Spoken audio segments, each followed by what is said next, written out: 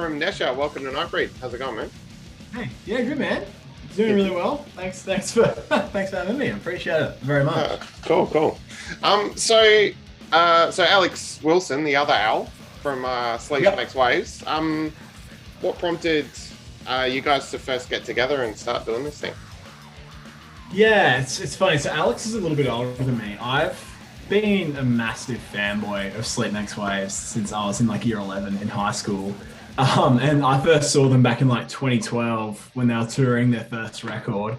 And literally just from hanging out at the merch desk after shows, just the old school way of being a fanboy, getting to know the guys over time, particularly Alex and Otto. They were very accommodating of a hyperactive teenager wanting to chat to them all the time. So basically through a mixture of that and myself playing in bands over time and sort of having run-ins with Alex, we sort of got to know each other a little bit better. And then, about 2 years ago, Alex just gave me a call and said, look, hey man, I know you're really into death metal and prog and hardcore and all manner of things. Basically, I know you're into the songwriting side of metal and you're open-minded. I've been writing some riffs that are basically, the way he described it to me originally was Dying Fetus meets Opeth, which I thought sounded very cool. So he shot me some demos and I was never going to say no to being in a project with somebody who, plays in one of my favorite bands. So it was just an absolute no-brainer as far as I was concerned. So yeah, that's basically how it started. And then from there, it's been cool actually, because I feel like a big part of the band's forming has been me and Al getting to know each other more as friends and just sharing a mutual love of really well-written heavy music, like regardless of subgenre, banner, or any of that kind of thing. So yeah, it's kind of a bit of an outlet in that sense. So yeah, that's sort of the genesis of the entire thing. Yeah, that's cool. That's a pretty good description. Dying Fetus and Opeth smashed together. Like, is that kind of the when you've been writing and stuff? Is that sort of you're trying to get that heavier melodic sort of thing going on? Is that? Yeah. Sorry, man, I just gotta click that one second. Yep. No, yeah, I guess. Like, I think so. Dying Fetus meets Opeth was the initial, I guess, brief for the group. But as we sort of started writing together and started jamming and just started hanging out more, we realized that the reason that we're drawn to bands like that and some New York hardcore bands and even, Metallica, for example, the ultimate entry-level metal band, as some people would say, but I definitely don't think so. We were sort of like, what seems to set these groups apart is they appear to, anyway, just sort of settle on a simple but really good idea and just expand that for as long as possible. So personally, a huge influence for me has been Opeth's Still Life record, which I just feel, one or two great riffs, every other riff in, the song will be somehow related to it. And it's more about the way that the ideas are pieced together as opposed to the heaviness or as opposed to the technicality. So I think, even though that Dying Fetus times Opeth equals Nesher was the initial descriptor, I think more what Al was getting at was really, the desire to compose really well-written tunes, which both Dying Fetus and Opeth seem to sort of to do. And I reckon that's why people connect with a band like Dying Fetus, for example. Even though they're super, super technical and crazy with their blast beats and all that sort of thing. Again, it's that same thing. They have really memorable riffs in all their songs. They just write really good tunes. So that's kind of the aim, is to settle on that idea, on the one idea of each song, just make it as good and expansive as possible and make everything that happens within the tune related to that one central idea, if that makes sense. Yeah, it does. That's cool. So when you're writing, are you both sort of bringing riffs in and then trying to see what works, jamming it out, or is there kind of more finished stuff when you get into a jam ring? It's it's weird. So I'm a drummer, so I don't actually play guitar or anything. It feels very much like Like I'm very inspired by drummers like Lars Ulrich and Bram Daler from Mastodon in that even though they don't necessarily play other instruments, well, I know Bram does quite a bit, but they're always there in every part of the writing regardless. So, like, Lars is always there overseeing guitar tones being dialed in. Bram's always there overseeing vocal melodies being done. So when we write, like Alex is mainly the person who brings up the riffs, but I guess in a very modern way, we sort of just do it like straight into Pro Tools. Well, Reaper is actually the software we use. And I'll just try and, like, I'll have ideas, but because I'm not a guitar player, I can't be like, go to that E flat there or X, Y, Z. But I'll try and articulate maybe what I'm hearing and make a contribution in that sense. And Alex is just he's got amazing songwriting chops. Like obviously Sleep Makes Waves music is very expansive and progressive and orchestral, for lack of a better word. So he's definitely the main writer in that sense. But I think when we get together, it's more a matter of, okay, here's the idea. What does it make each other think of? Let's just throw everything at the wall and try and make it stick. And then once we've sort of settled on that, then we'll go into a jam room, just jam with the two of us, and then revise. And then we'll send it off to Sam down in Melbourne. He'll do his vocal takes, send it back to us, and then we'll revise again and be like, okay, he didn't sing at this point. Should we just cut that riff altogether? Should we leave it for more space, add some lead lines in? So that's kind of the, I know a lot of bands have a similar process, but yeah, that's what we kind of settled on in terms of what works for us. Yeah, cool. So you guys are based in Sydney, right? And the other two guys and the other two guys are in Melbourne. Have you actually, COVID permitting and everything, have you actually been able to play together at all yet? Like, we haven't played together. It's quite funny actually. We had our first, we only hung out like twice. So it's just me, Alex, and Sam. So I reached out to Sam cold online once me and Alex started this project because I'd been a fan of Low, which is one of Sam's other bands, for quite some time. And I was like, Sam's voice has just been great, so I'll just give it a crack. It was a really good lesson in, the answer's always no unless you ask, because me and Sam didn't know each other at all. And I knew that Sam and Alex were aware of each other's bands just through, being both in fairly successful Australian heavy acts. But yeah, so Sam's down in Melbourne, studying to be a zookeeper at the moment, which is really cool. And we hung out for the first time in like April this year. We'd spoken over Zoom and stuff like that, and been sending files back and forth.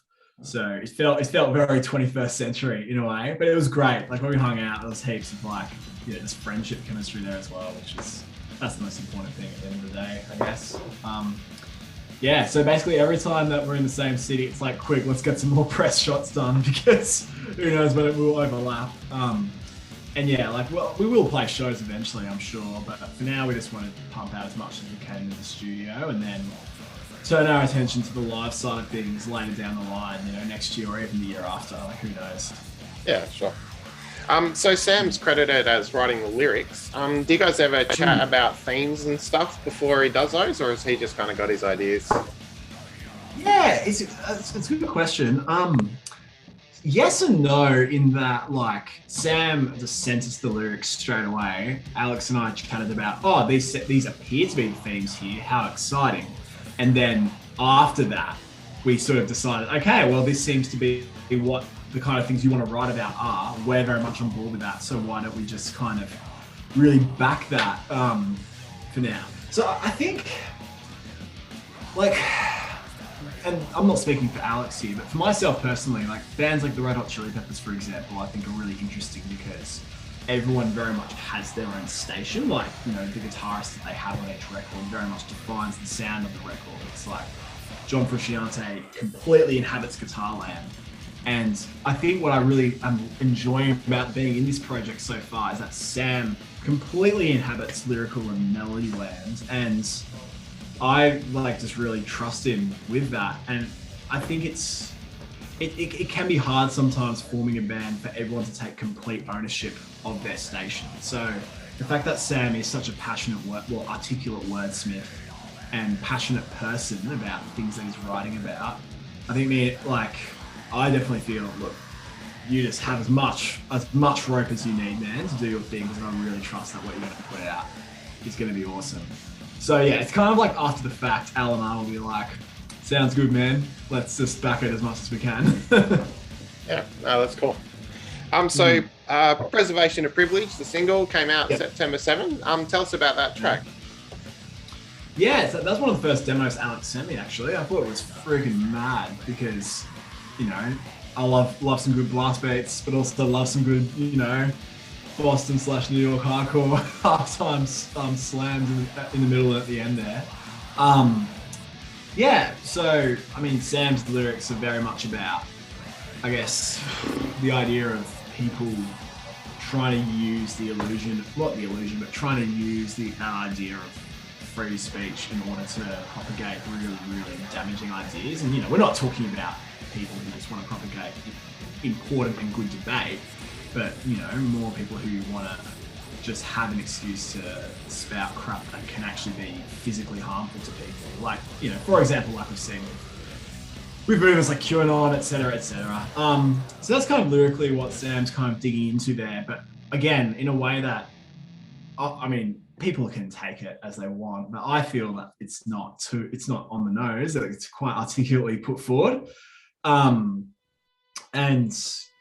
yeah, it's just basically we chose to put that out first because we figured it's just a fun, like we just think it's a fun death metal song. And again, going back to that thing I said earlier, like both Al and I felt that within that tune there was really strong musical ideas and motifs. Let's not overthink it. We're proud of it. Let's put it out first and just roll with it. So that's basically where it came from. Get into the 200 BPM blast beats straight away, which is always really fun. Yeah, I think we very much tried to tap into a mixture of that kind of Wolverine blues era entombed metallic-y hardcore death metal sound, and with a bit of that decapitated aggression, you know, that sort of frosty Eastern Europeanness as well. So that's kind of what we're going for with that tune. But at the end of the day, we're just like, it's a fun DM track. That's what this project's for. We're not trying to reinvent the wheel. We're just trying to do the fundamentals really, really well. So we felt that was a good sort of entry point. Yeah, nice. So what's the plan next? Like, have you got other singles up your sleeve ready to release, that kind of thing? Yeah, we do. So we've actually, I heard this thing a couple of months ago that, you know, the shelf life of a song on digital platforms is like 28 days or something. Yeah. So we've got a new tune called Fabulous Colonists dropping like this coming week. Like, we're chatting on a Sunday, it's coming out on Wednesday. And we haven't, you know, done a big sort of drip feed hype train for this one. We've more just kind of announced it last week, said, cool, new tune next week, let's go. And, you know, like, I'm not a marketing guru, and again, I'm not talking to the other guys either, but I just feel like, you know, when we're a band starting off, people want to hear music at the end of the day. So I just felt, and that, you know, there's no point being like, something big's coming, ... and teasing it for months and months and months, when we're just, you know, really just trying to get people to hear our music for the first time. Yeah, so we've got that new song coming out, which is very exciting. It's a bit more of a atmospheric, anthemic, for lack of a better term, tune. And it's sort of, it's focused on, I guess, how quickly people forgot the damage of the summer bushfires of 2019, 2020 in Australia, and, you know, how easy it is to share things in your Instagram story about, you know, let's like fight to prevent ecological catastrophes happening ever again, and then 2 weeks later there's a new trend and people just forget about it really quickly. And we've put together a really cool video that our friend Nathan Ration from 2.5 Studios has done. Well, he's put together a video that basically is just some stock footage, some which is, I think, quite confronting, from, you know, that summer, overlaid with this sort of like Quentin Tarantino style lyric video. So we're really excited about that. Sort of shows a really cool other side to the, well, other side. When I say other side, I think it just shows our dynamic chops a little bit more. And yeah, we just figured let's do an A and a B single just to kick the project off, get it in there before the October rush gets too full on, and then we've booked in 2 weeks to go and cut our first EP at Evelyn Studios here in Sydney. So hopefully looking at a February/March release next year. And yeah, basically, yeah, just to try and keep that sort of blue collar workhorse ethic of when we've got something to say it, let's put it out, let's not try and have huge gaps between releases if we can. And like both Alex and Sam are very busy with their other bands too. Like, yeah, like Lowe's been quite active, Sam's band, and also his other band, Hadelmore. And Sleep Makes Waves is obviously a bit of an institution as well. So, you know, it's very much one part of the pie that everyone's sort of got their collective fingers in, but the aim is just to keep a steady shipment of things sort of steaming along. Yeah, awesome. Cool. All right, well, look, thanks for your time, Al. And yeah, definitely look forward to that EP, man. The singles sound great. It's good stuff. Cool. Thanks, man. Really appreciate it. Thanks for your time. Yeah. It's been really nice time. Oh, cheers, man. Have a good one, mate. Yeah, mate.